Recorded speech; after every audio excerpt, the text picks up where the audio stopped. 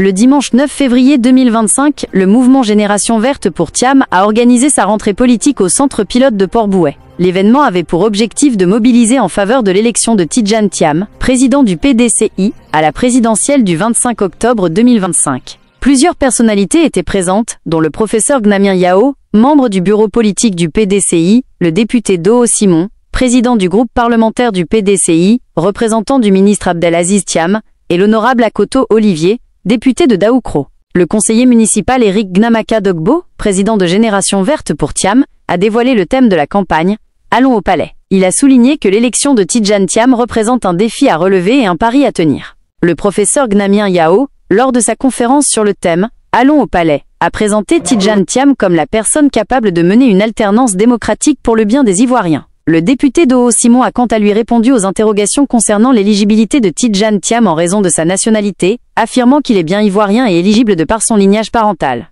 Les personnalités présentes ont appelé les militants à se mobiliser pour soutenir Tidjane Thiam et l'accompagner au palais présidentiel en octobre 2025. Cette cérémonie s'est déroulée sous le haut parrainage du ministre Tidjane Thiam, président du PDCI, sous la haute présidence du secrétaire exécutif du PDCI, le député maire Sylvestre Emou, et sous le parrainage du ministre Aziz Abdel Thiam.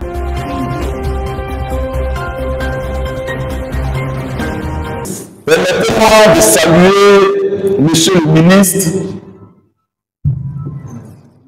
Gnamien Yao, membre du bureau politique du PDCI, grand conférencier du PDCI. J'ai l'honneur de présenter ce homme et ça me fait plaisir. Quand il m'appelle au téléphone et dit président, moi je suis content. Un autre qui dit président de la République. Je me dis, monsieur le ministre, saluons monsieur le ministre Gnamien Yao, avec sa délégation qui fera.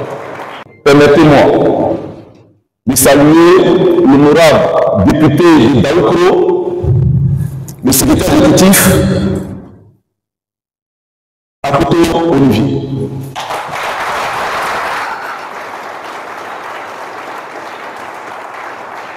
Vous savez, quand tu es avec les militants du PDCI, quand vous êtes à Daoukro, quand vous trouvez quelque part, tout ce qu'ils vont dire là, tu te trouves en amphi. Je dis qu'ils sont toujours en train d'enseigner. Ils connaissent la Côte d'Ivoire. Et puis ils maîtrisent la politique. Est-ce qu'on peut encore les ovationner?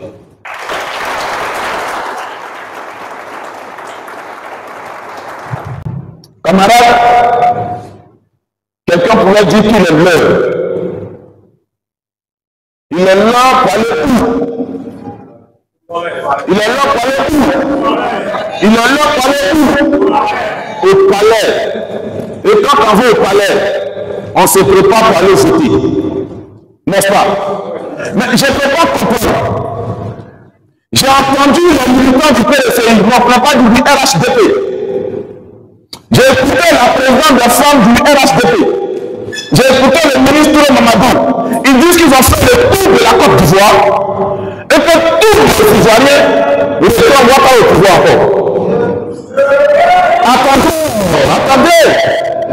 J'ai dit, du premier choix, je suis d'accord avec eux. Tous les Ivoiriens souhaitent avoir place à candidat. Mais que moi aussi permettre que tous les Ivoiriens se fassent enrôler. Mais quand je regarde notre président, exactement le président de la CEI, notre rencontre là-bas. Mais voilà tout le monde aime. Tous les Ivoiriens veulent que tu sois candidat. Mais voilà, nous tous on veut que tu sois candidat. Mais voilà, on ne sait pas comment faire enrouler, il faut laisser se faire enrouler. Et puis tu vas voir si vraiment dans les zones là, tu vas gagner. Quand les gens veulent mentir à leur leader, c'est comme ça qu'ils se comportent. Oui, toute la Côte d'Ivoire te réclame, président Ouattara. Mais les Ivoiriens disent qu'on veut se faire. C'est fort enrouler là, c'est pour voter pour toi. Non, il ne faut pas avoir peur. Tu as eu les milliards, l'État se fait enrouler pour voter là-bas. Ils sont là. Les députés qui ont voté l'argent de QBL, ils sont là. Oui, mais c'est tu leur as donné l'argent. Il n'y a pas doucement. Vous avez donné l'argent à quelqu'un qui ne va pas faire enrôlement. Comment on fait pour prendre notre argent? Tout à l'heure, tu vas vous expliquer. Il dit, oui, c'est vrai, mais on veut d'abord se faire enrôler. C'est pas compliqué. Atou Banga, il dit que le président Tidjane Thiam ne sera pas candidat. On dirait que c'est le nouveau porte-parole du Conseil constitutionnel. C'est le Conseil constitutionnel seul qui invalide une candidature. Mais Banga est devenu le porte-parole du Conseil constitutionnel. Attends, je ne comprends pas l'histoire là. C'est ce qu'on fait maintenant en Afrique là-bas. Non, c'est pas ça. Le président Tidjane Thiam, et je l'ai dit depuis les premiers jours, le PDCI ne s'est pas choisi un candidat pour aller compétir. Le PDCI nous donne un président de la République pour la stabilité et la paix en Côte d'Ivoire.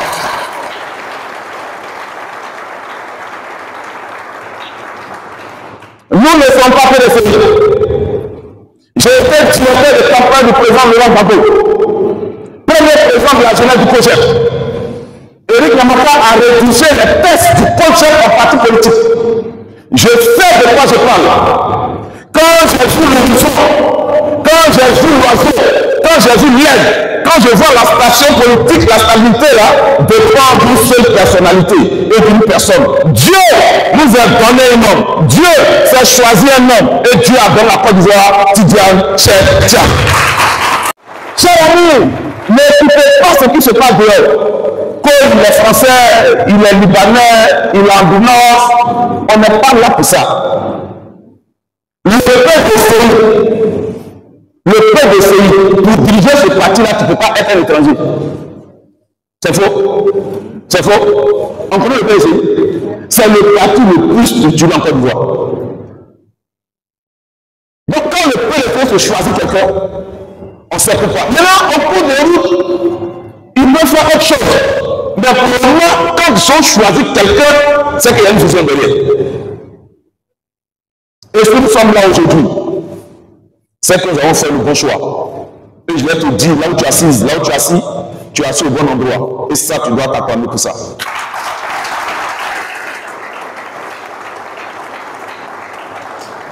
Maintenant, monsieur, chers camarades, je ne serai pas encore plus loin que ça. Mais sachez simplement qu'il sera plus intéressant pour M. Kubier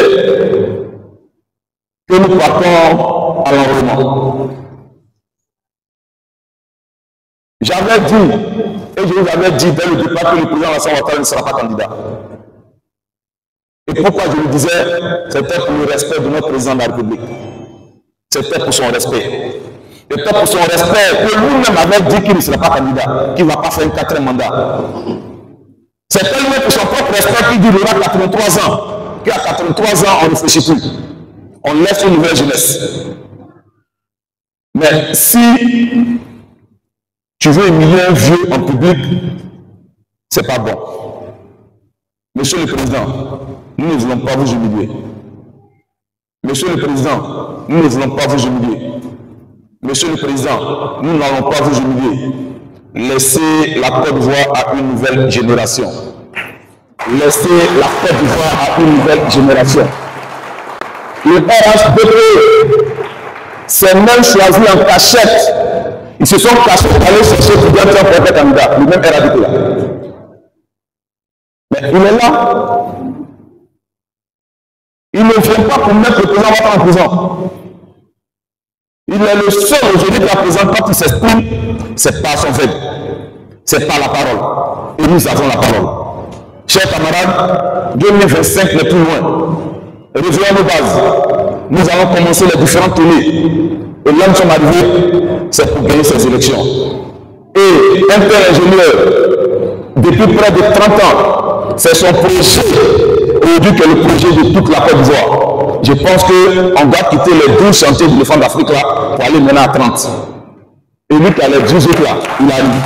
Que Dieu bénisse la Côte d'Ivoire. Que Dieu bénisse la Côte d'Ivoire. Je vous remercie. Vous savez que il y a un nouveau médicament qu'on appelle, je ne sais pas, thiamidol, thiamicine, tout ce que vous voulez. Et donc, dès que je l'ai entendu, il y a 2 jours, je me suis remis. Et je dis, bon, je vais aller à Port-Bouet pour parler de lui. Remercier le président Thiam. Depuis la fin de la Seconde Guerre mondiale, c'est-à-dire on était à la fin des années, au début des années 40, 45, 50, c'est selon. C'est-à-dire que au 19e siècle, nous avons été colonisés. Si vous comprenez, nous avons été colonisés. Et quand tu es colonisé, tu n'as pas de droit. Donc, quand les Blancs sont arrivés en Côte d'Ivoire, en 1893, ils ont décidé que la Côte d'Ivoire était une colonie. Donc nous, on n'avait pas de droit. On était comme des tables, des meubles. On pouvait bouger à tout moment. Je parlais tout de suite de marionnettes. Mais la colonisation, c'est une forme noble de dire que nous étions des esclaves. En vérité, nous étions des esclaves. Celui qui est colonisé, il n'est pas loin de l'esclave. Parce qu'il n'a pas de choix. Son choix est le choix du maître. Et quand nous avons été colonisés, jusqu'en 1940, 45, 44, le colon a décidé de nous permettre de nous organiser. Parce que quand il y a eu la guerre chez eux, nous sommes allés les aider. Et quand nous les avons aidés, peut-être par gratitude, le cacao ou le café avait 2 prix. Il y avait un prix pour les Blancs et un prix pour nous. Et quand nous avons eu l'autorisation de nous organiser, nous avons dit dans ces conditions, nous allons créer notre propre syndicat pour revendiquer un certain nombre de choses. Et c'est comme ça que le président Félix Houphouët-Boigny a été élu pour la première fois député en 1945. Et il est parti en France pour siéger à l'Assemblée nationale là-bas. Et en 1946, grâce à lui, on est sorti de l'esclavage, si on peut s'exprimer ainsi. C'est ce qu'on a appelé l'abolition du travail forcé. Et quand nous avons aboli le travail forcé, le président Félix Houphouët-Boigny et ses compagnons de la première génération, ils ont dit, bon, dans ces conditions, il faut recouvrir l'indépendance totale de la Côte d'Ivoire. Ils vont donc lutter. Ils vont connaître des difficultés. Il va y avoir la fusillade de Demboko. Des Ivoiriens vont être assassinés, comme Victor Blakaboda. D'autres vont faire la prison. D'autres vont trouver la mort, comme ceux de Demboko, comme ceux de Séguéla, comme ceux de Boaflé. Mais malgré ces difficultés, nous sommes restés debout. Et je l'ai dit plusieurs fois, la Côte d'Ivoire n'est rien d'autre que le fruit d'un traité de paix. Puisque nos ancêtres, partout, ont résisté contre la colonisation. Au nord, ils ont résisté avec Samori. À l'ouest, ils ont résisté, mais ils ont été vaincus. Au centre, on a résisté, mais on a été vaincu. Partout, on a résisté, on a été vaincu. Et Dieu est bon, malgré les difficultés, nous sommes devenus indépendants en 1960. Et quand nous sommes devenus indépendants en 1960, la première génération qui dirigeait la Côte d'Ivoire s'est rendu compte que, à l'échelle d'une vie humaine, on ne peut pas régler tous les problèmes d'un pays. Ils sont convaincus que même si Dieu leur donnait 200 ans, ils ne pourront pas régler tous les problèmes de la Côte d'Ivoire. C'est la raison pour laquelle, malgré leur grand âge, en 1965, ils vont faire appel à des jeunes qui avaient la trentaine à cette époque-là.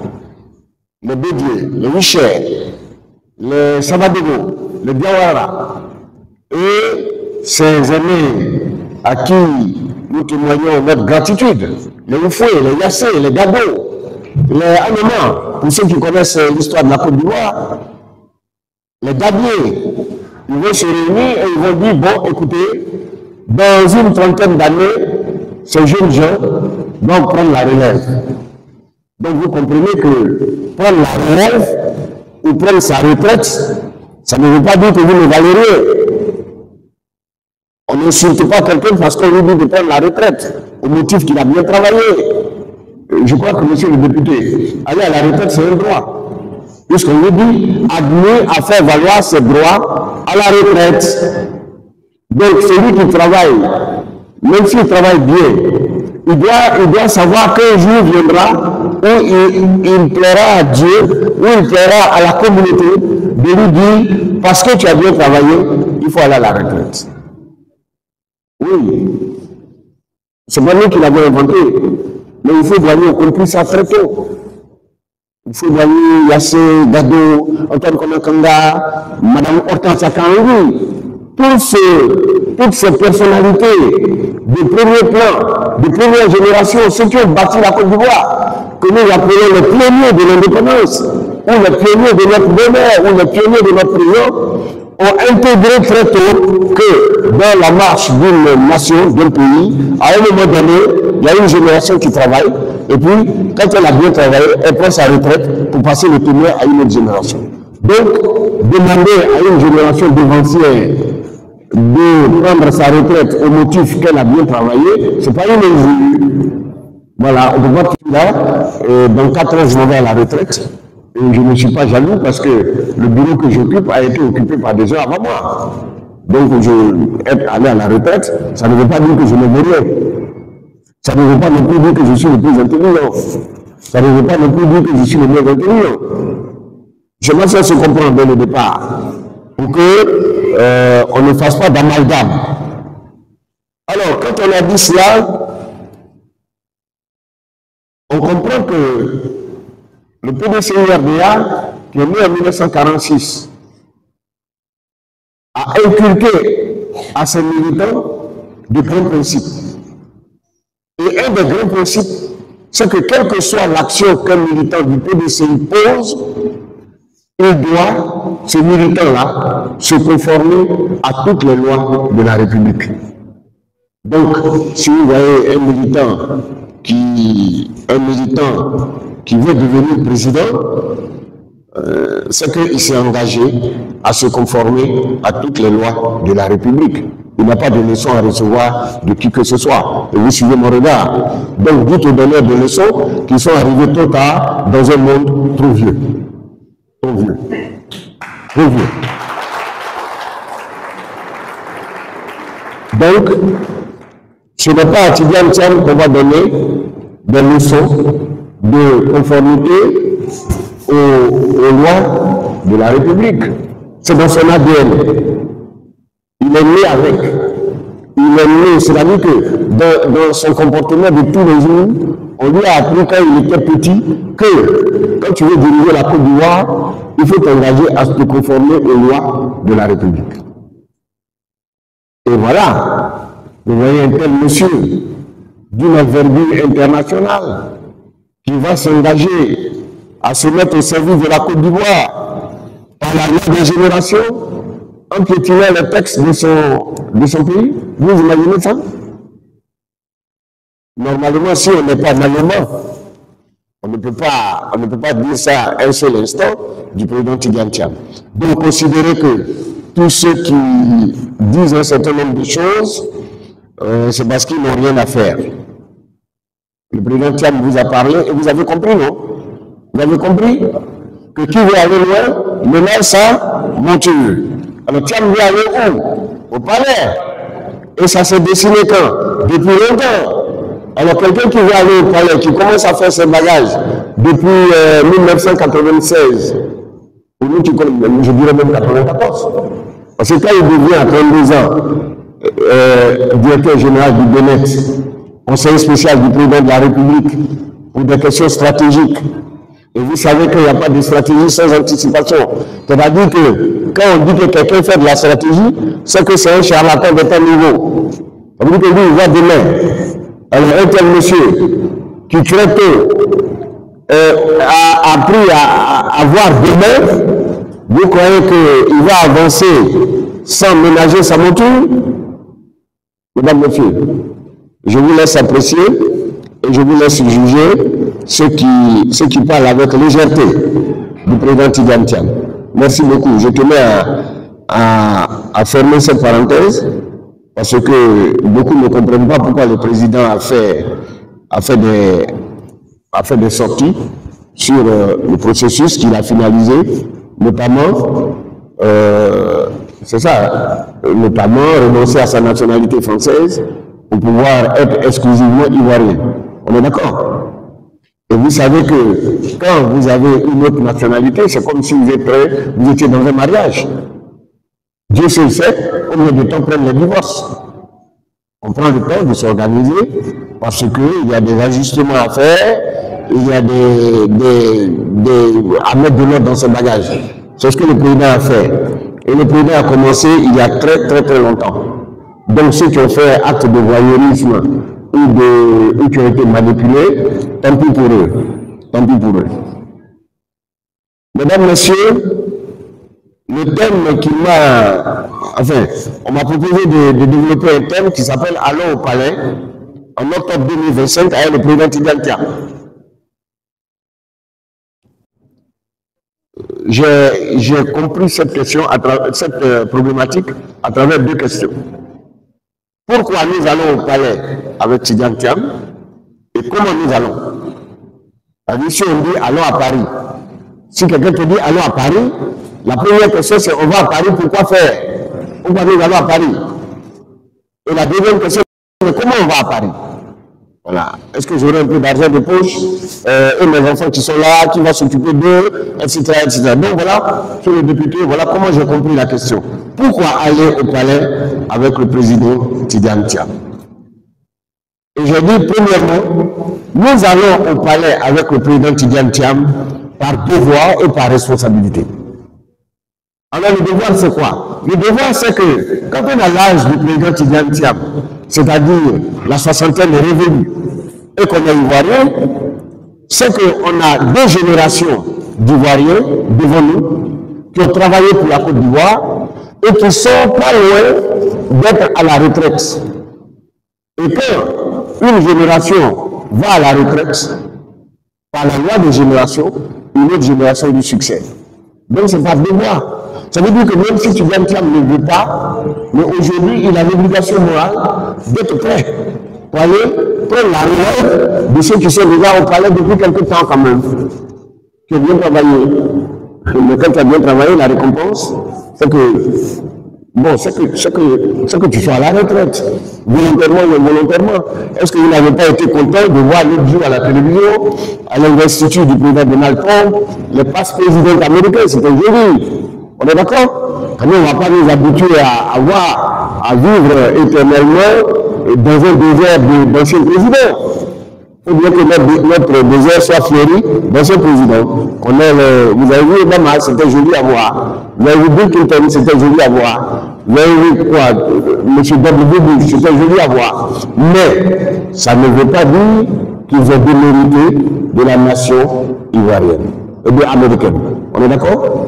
Donc le président Tidjane Thiam, nous allons au palais avec lui par devoir.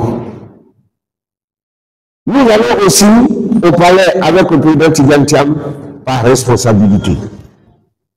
Quand on est responsable, il y a des situations qui nous interpellent. Et on ne peut pas dire non. Aujourd'hui, la génération du président Tidjane Thiam est appelée à être aux responsabilités en Côte d'Ivoire. Pourquoi? N'allez pas loin, prenez juste à côté de nous. Prenez juste à côté de nous. Et quand vous avez pris juste à côté de nous, prenez Air France, traversez l'Atlantique, voyez là-bas la moyenne d'âge des présidents. Et vous comprendrez que la génération de Tidjane Thiam doit être une génération de responsabilité. Surtout que quand on est allé, parmi ceux qui sont aujourd'hui aux responsabilités là-bas, ils figuraient parmi les meilleurs. Pas de plus normal. Donc, à la Coupe du Monde, des personnalités respectables, mais nous aussi nous avons notre joueur à l'étranger, on peut bien nous sélectionner dans notre équipe nationale pour faire un jeu égal avec les autres. Ou bien, est-ce que vous avez vu une seule équipe qui se passe aujourd'hui de ces professionnels quand il s'agit d'aller en Coupe du Monde? Voilà, tel est le cas du président Tidjane Thiam.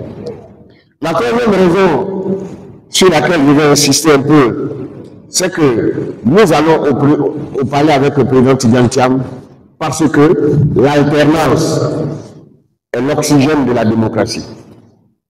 C'est-à-dire, quand on parle de démocratie, ce qui fonde la démocratie, c'est l'alternance. S'il n'y avait pas d'alternance, on parlerait de monarchie. Or, quand vous prenez la constitution de la Côte d'Ivoire, nous sommes une république. À partir du moment où nous sommes une république, à partir du moment où nous pratiquons la démocratie, ça veut dire que le corollaire, c'est l'alternance. Donc, dès que tu es élu président, tu dois savoir que tu travailles bien ou que tu travailles mal, à un moment donné, tu dois être remplacé. Parce que, bon, on ne dirait pas remplacer, mais je crois qu'on parle de relève. Relève. La relève, ce n'est pas injurieux. La relève veut dire qu'on t'a demandé de rester de 8h à 14h. À partir de 14h30, c'est la relève. Il y a une nouvelle équipe qui vient. Mais ça ne veut pas dire que tu n'as pas travaillé. Parce que si tel était le cas, je crois que le président il serait encore là et on aurait prolongé son âge. Donc, de grâce, que tous ceux qui ont travaillé et bien travaillé pour la Côte d'Ivoire sachent qu'à l'échelle d'une vie humaine, on ne peut pas résoudre tous les problèmes d'un pays. Chacun vient, il fait pour lui, on lui dit merci, quelquefois on le décore, et puis il s'en va. Et quand il s'en va, il va de gaieté du cœur. Et après, c'est lui maintenant qui vient, tout le monde l'applaudit, on se lève, on dit oui, l'ancien président, ça fait bien, non? Si nous sommes contents de voir les autres. Alors, pour conclure sur cette première partie, pourquoi nous allons au palais avec le président Tidjane Thiam, je dis tout simplement nous allons avec lui parce qu'il a un destin d'homme d'État. Tidjane Thiam a un destin d'homme d'État. Or, nous sommes à la recherche d'hommes d'État.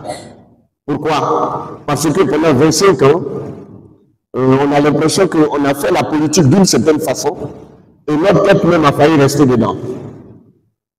Il y a eu 3000 morts, vous vous rappelez? Ensuite, il y a tout ce que vous savez aujourd'hui. Et donc, nous pensons que le moment est venu d'essayer une autre génération. Peut-être que cette génération va nous permettre de traverser toutes ces difficultés et puis bon, de faire la politique autrement. Donc nous allons au palais avec le président Tidjane Thiam parce qu'il nous propose de faire la politique autrement. Et vous voyez que nous marchons dans ce pas. Parce que ailleurs, en 15 minutes d'intervention, il y aurait eu 14 minutes 30 secondes d'arrogance, d'irrévérence. Mais le président nous met à l'abri de ces tentations-là. Et donc nous pensons que nous pouvons faire confiance au président et accepter qu'il vienne avec sa nouvelle façon de faire la politique pour que la société ivoirienne qui paraissait une société écartelée puisse se rassembler autour de sa nouvelle philosophie, faire la politique autrement. Donc en quelques points, voilà pourquoi nous devons aller au palais avec le président Tidjane Thiam.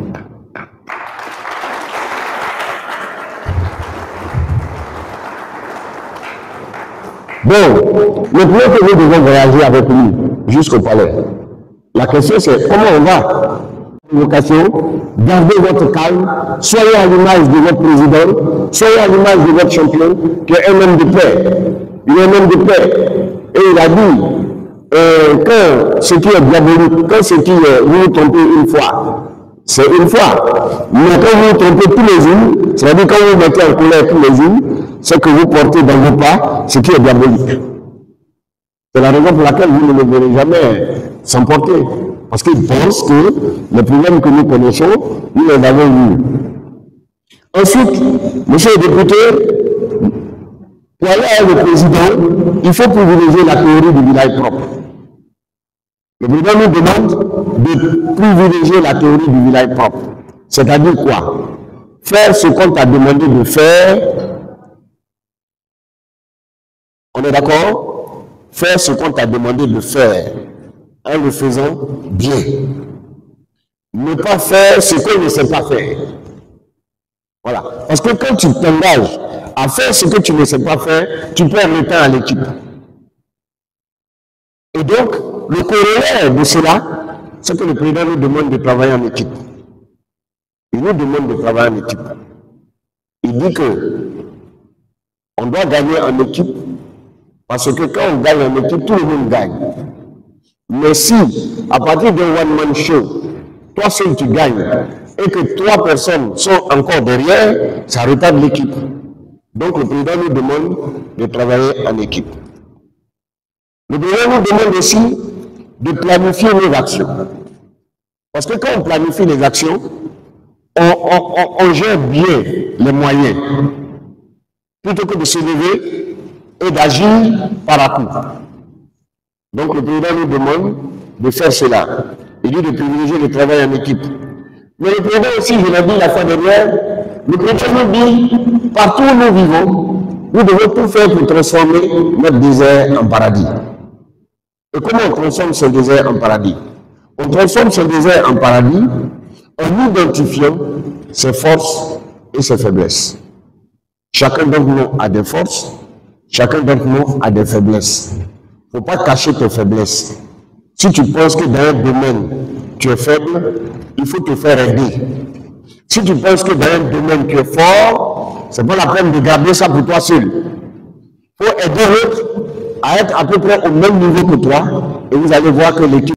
Monsieur le Président du groupe parlementaire, Monsieur le secrétaire exécutif, Monsieur le délégué, Monsieur le Président Yamaka, la candidature du président Tidjane Thiam à la présidentielle de 2025 est un projet noble que porte le président Tidjane Thiam. C'est un projet noble, c'est juste. Il n'est pas en train de déranger quelqu'un, il ne dérange personne. Il prend ses responsabilités et il les assume. Pour que le président puisse conduire ce projet à bon port, il faut en maîtriser la faisabilité juridique, c'est-à-dire tout ce qu'il y a comme problème de droit. Vous avez vu que lui-même, il est en train de gérer. Ensuite, la faisabilité politique. La faisabilité politique, vous l'avez vu. Il dit, moi, je viens pour faire la politique autrement. Donc, je fais la politique en respectant les us et coutumes. Il n'est pas arrogant, il n'est pas orgueilleux. Il est un enfant du Parti démocratique de Côte d'Ivoire, il est un enfant de la Côte d'Ivoire. La faisabilité financière, c'est le travail de chacun de nous. Et je voudrais vous féliciter. Peut-être que le président B le fera, je voudrais vous féliciter au nom du président Thiam. Parce que M. Yamaka dit, il n'y a pas eu besoin de mobiliser des ressources particulières pour que vous soyez là. Ça veut dire que vous êtes partenaire, partie prenante de la faisabilité financière de son projet. En tout cas, moi, je voudrais vous remercier pour cela.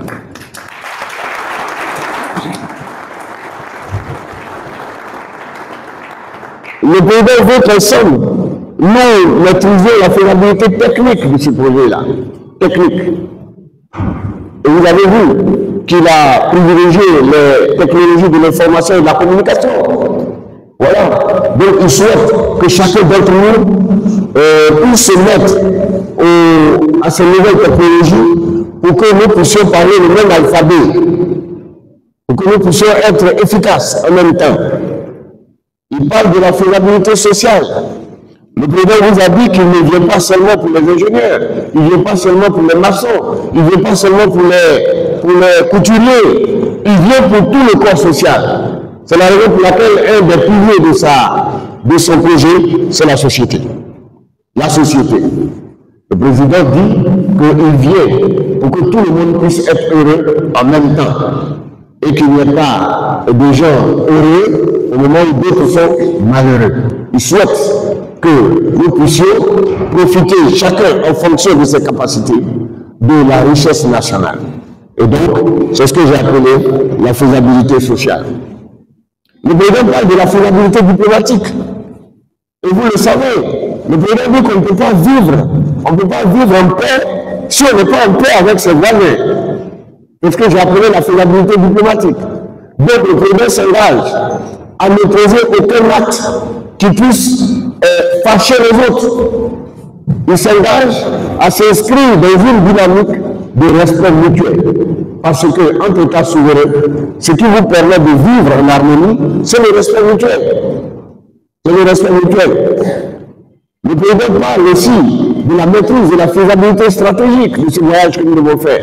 La faisabilité stratégique, c'est ce que nous devons prendre comme outil pour pouvoir gagner le 25 octobre 2025.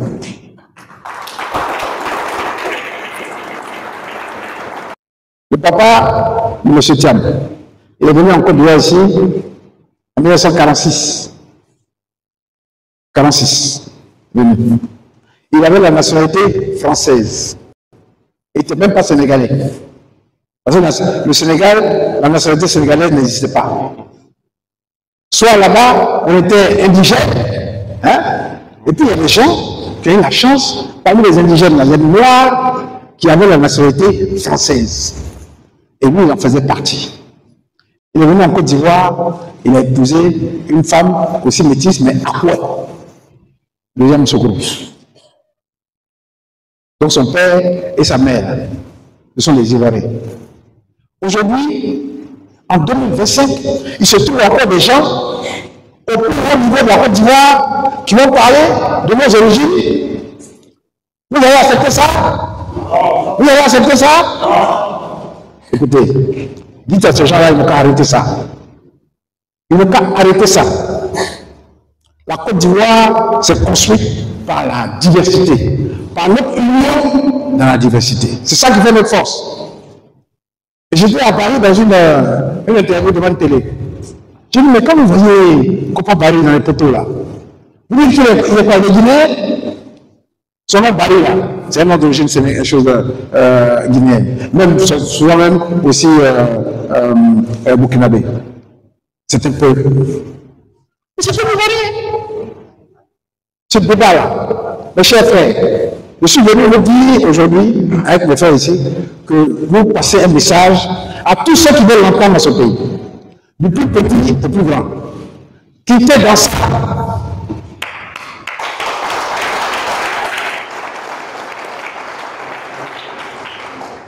Le premier qui va commencer ça là, nous allons le prendre et pas le. Il va sortir de notre pays. La Côte d'Ivoire a besoin de fraternité, elle a besoin d'unité. Parce que nous avons la responsabilité que nos parents nous ont laissée. On a des ministres Samadoko, on a des ministres, comment il s'appelle l'autre, le ministre du Plan, Abdoulaye Diallo, Mohamed Diallo, hein, on a eu Diko Gamba. C'est un homme qui vient nous du Niger. Et puis aujourd'hui, il y a des gens qui vont venir, qui vont dire machin. Ce qui est important, c'est d'avoir la nationalité et de l'avoir acquise régulièrement. C'est tout, hein? L'avoir acquise régulièrement. Voilà. Ceux qui n'ont pas acquise régulièrement, ça c'est un autre problème. Mais tout Ivoirien qui a acquis sa nationalité régulièrement, il est Ivoirien, qu'il soit blanc, qu'il soit jaune, qu'il soit noir, qu'il soit clair, qu'il soit je ne sais quoi, c'est un Ivoirien. Donc je voudrais appuyer notre attention là-dessus. Maintenant, il y a des gens qui vont se lever, qui ont parlé en 2010. Je lis, et quand je m'arrête, je pose la question, si vous êtes d'accord ou vous n'êtes pas d'accord. Là, c'est le préambule. Le préambule, ça veut dire introduction. Voilà ce que je vais dire, voilà ce que je vais faire. Mais en introduction, regardez les grandes lignes. Écoutez M. Alassane Ouattara, docteur de la Pennsylvania University. Écoutez bien, doucement, hein? Bientôt, notre pays organisera, c'est en 2010, hein, les élections générales après une décennie de gestion d'État par des gouvernements de transition. La crise socio-politique qui a accompagné ces années de transition a été caractérisée par de multiples hésitations et ambiguïtés qui ont empêché l'organisation des élections. Et je passe. Aujourd'hui, nous devons nous consacrer à la recherche de solutions aux vrais problèmes des Ivoiriens et des Ivoiriennes. La campagne électorale qui s'annonce devra nous permettre, au même titre que tous les autres partis de présenter à la nation notre vision, notre approche pour résoudre les grands problèmes que connaît notre pays en ce début du XXe siècle. Très bien. Hein? Nous sommes prêts à gouverner. Parce que nous avons travaillé sans relâche. Ce document est notre programme de gouvernement Vivre ensemble. Nous avons écouté attentivement nos compatriotes. Dans ce processus ouvert et dynamique, sont nées des convergences sur la manière dont, tous ensemble, nous pourrons affronter les réalités et relever les défis qui nous attendent. Nous devons construire ensemble la Côte d'Ivoire de demain. Écoutez bien. Il n'est plus question pour notre pays d'accepter un mode de gouvernement et une approche de la société qui fait fi des attentes de nos populations, des sentiments qui les animent et de leur existence à chaque instant. Une ère vient de s'achever, un nouveau départ s'avère désormais nécessaire. Est-ce que vous avez vu? Vous avez vu un nouveau départ?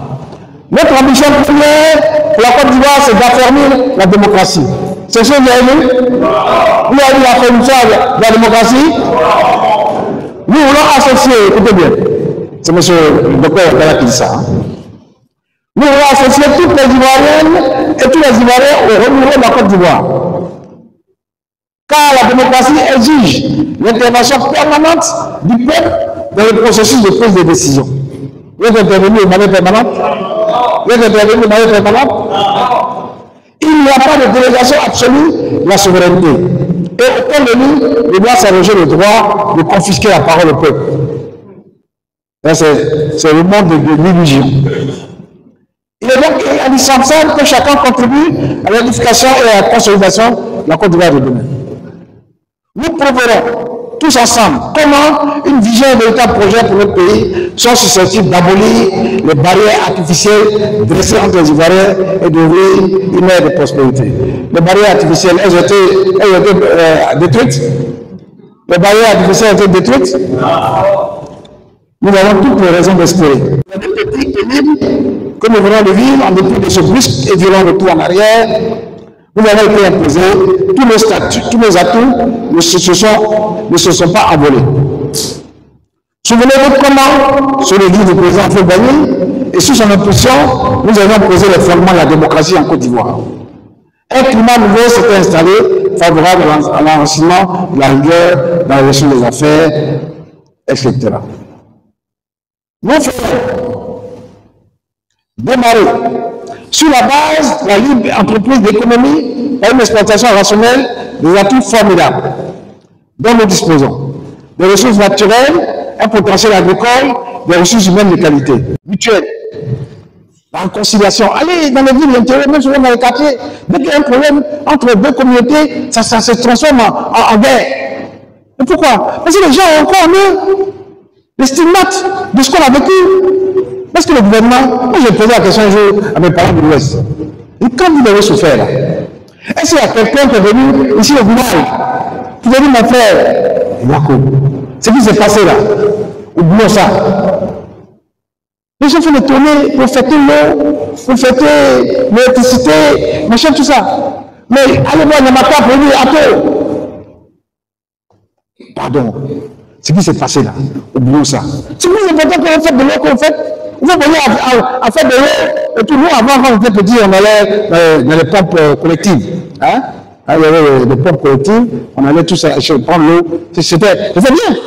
Mais c'est un moment de nous retrouver. Hein? Là-bas, on se retrouvait. Le moment où les cantines sur la tête. C'est de ça que nous avons besoin. C'est pas vos points là, 2 francs 5 sous là, ça ne nous intéresse pas. Hein? Il faut faire du boucan officiel. Non, c'est pas ça qui nous intéresse.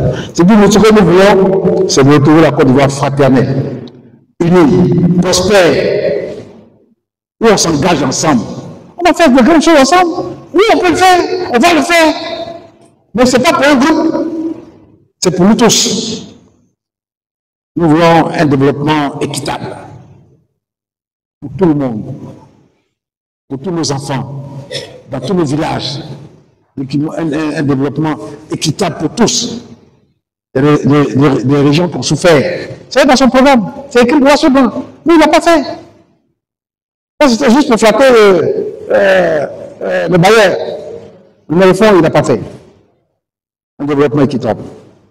Nous voulons engager.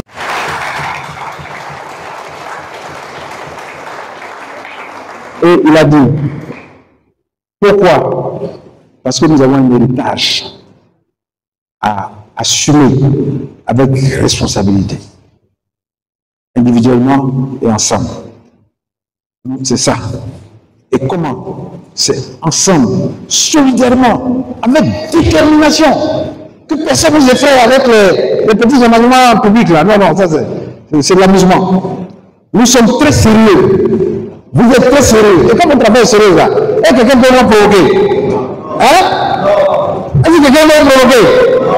Parce que vous avez une affaire très sérieuse. Mes chers frères, nous sommes aujourd'hui quelle date? Nous sommes le 10 février, le 9 février 2025. Ensemble ici. On n'est pas nombreux, mais on est très nombreux. On est des milliers d'Ivoiriens à être là. Chacun connaît au moins 100 Ivoiriens.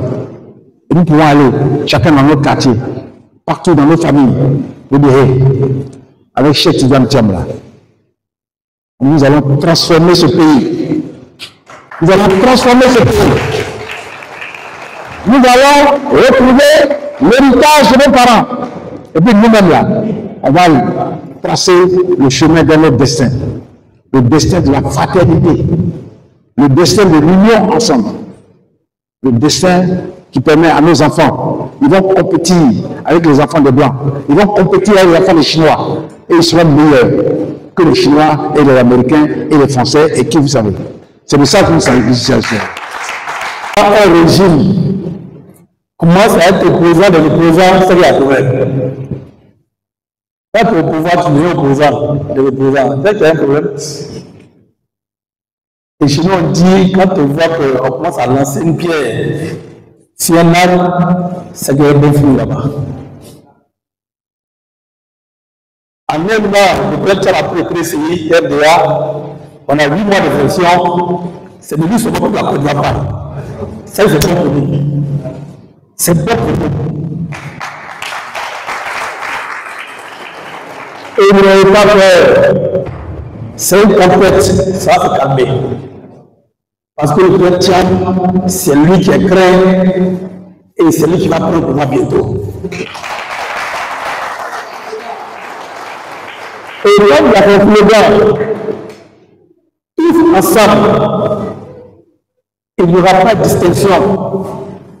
C'est dans une Côte d'Ivoire qui se retrouve réconciliée avec elle-même en transformant tous les clivages politiques contre le naturellement qu'on va prendre le pouvoir en 2025. Donc, allez porter le message par tout le passé.